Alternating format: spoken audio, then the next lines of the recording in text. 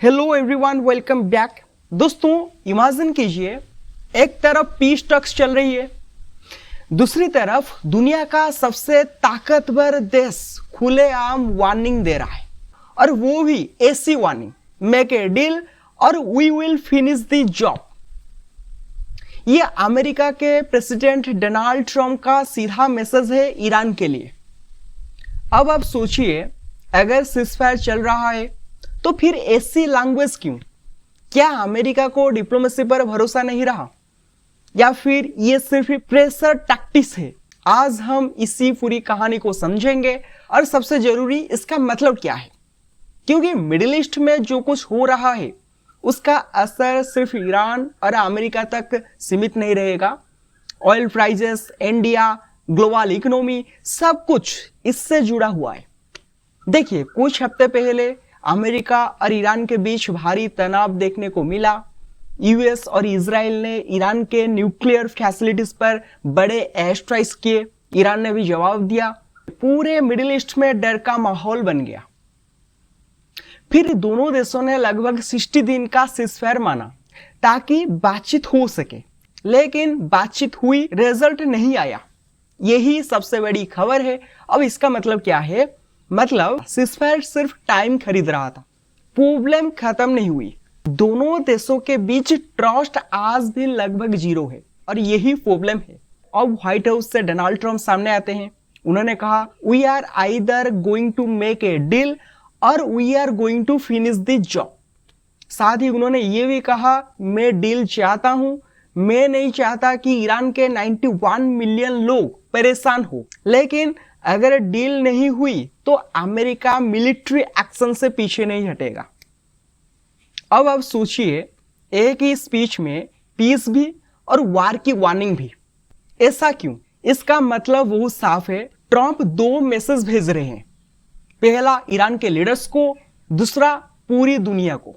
Message ये है, America अभी भी स्ट्रॉन्ग पोजीशन में है, और अगर डिप्लोमेसी फेल हुई तो मिलिट्री ऑप्शन हमेशा टेबल पर रहेगा। लेकिन असली लड़ाई किस बात की है? क्या अमेरिका ईरान की गवर्नमेंट बदलना चाहता है?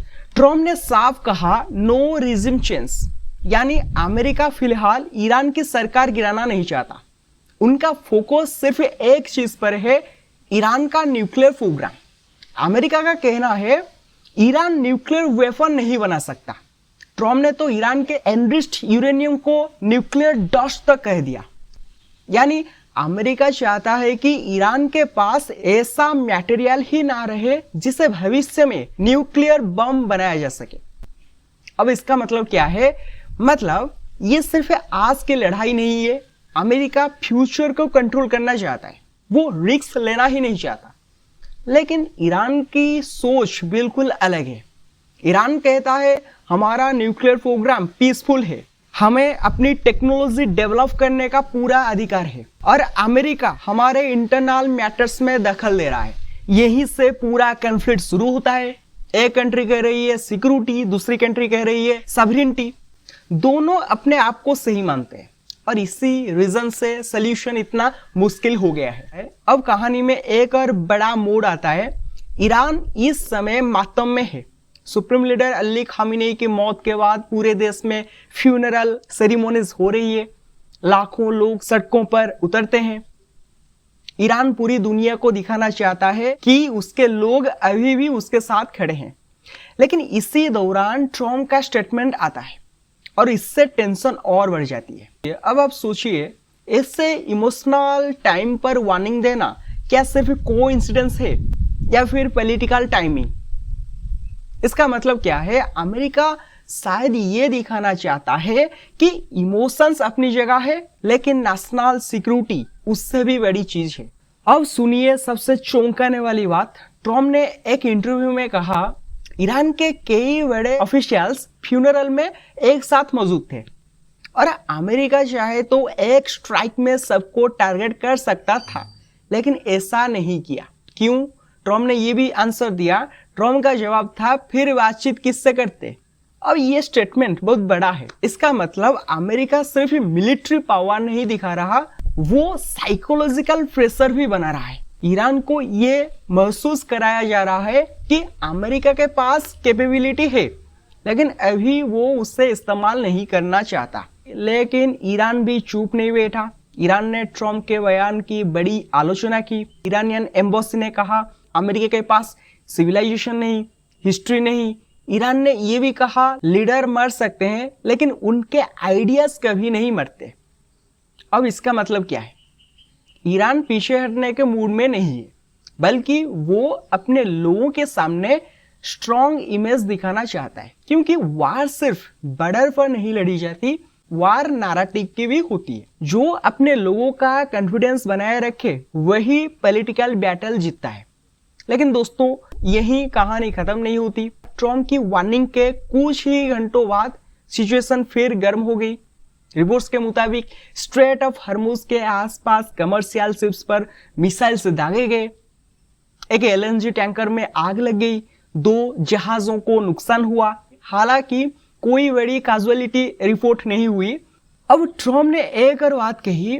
उन्होंने कहा ऑयल मार्केट अभी स्टेबल है, अमेरिका कोशिश करेगा कि एनर्जी सप्लाई प्रभावित ना हो। लेकिन रियलिटी ये है, मार्केट सिर्फ आज नहीं देखता, मार्केट फ्यूचर का डर भी देखता है।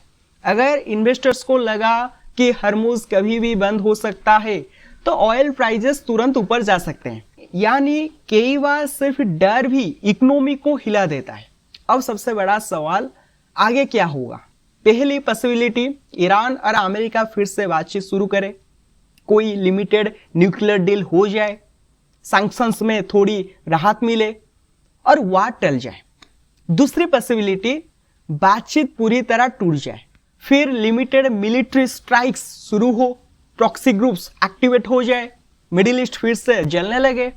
तीसरी पॉसिबिलिटी, दोनों देश वार नहीं चाहते लेकिन लगातार प्रेशर बनाए रखे, यानी ना पूरी शांति ना पूरी लड़ाई, बस हमेशा टेंशन। और सच कहूं, अभी सबसे ज्यादा चांसेस इसी तीसरे सिनेरियो के दिख रहे हैं। अब आप सोचिए, ट्रम्प लगातार कह रहे हैं I would rather make a deal, लेकिन उसी सांस में we will finish the job. यानी अमेरिका कैरेट भी दिखा रहा है और स्टिक भी। ईरान भी झुकने को तैयार नहीं, अमेरिका भी पीछे हटना नहीं चाहता। यही रीजन है कि मिडिल ईस्ट आज भी दुनिया का सबसे अनप्रेडिक्टेबल रीजन बना हुआ है। दोस्तों, जियोपॉलिटिक्स में अक्सर सबसे खतरनाक सिचुएशन वो नहीं होती जब वार चल रही हो, बल्कि वो होती है जब पीस टॉक्स चल रही हो लेकिन दोनों तरफ मिसाइल्स भी तैयार खड़ी हो। आज बिल्कुल वही हो रहा है। ट्रम्प की वार्निंग, हॉर्मुज का तनाव, न्यूक्लियर इश्यू, ये सब मिलाकर बता रहे हैं कि सीजफायर सिर्फ एक पॉज है, दी एंड नहीं। अब देखना ये होगा क्या अगले कुछ हफ्तों में डील होती है या फिर दुनिया एक और बड़े मिडिल ईस्ट क्राइसिस की तरफ बढ़ रही है। आपको क्या लगता है, क्या ट्रम्प की स्ट्रैटेजी ईरान को नेगोशिएशन टेबल पर ले आएगी या फिर ये वार्निंग एक और बड़े टकराव की शुरुआत है? अपनी राय कमेंट में जरूर बताइए। मैं सही डेली जियोपॉलिटिकल एनालिसिस आपके लिए प्रोवाइड करता हूं, तो चैनल को सब्सक्राइब कीजिए। Thank you, have a good day.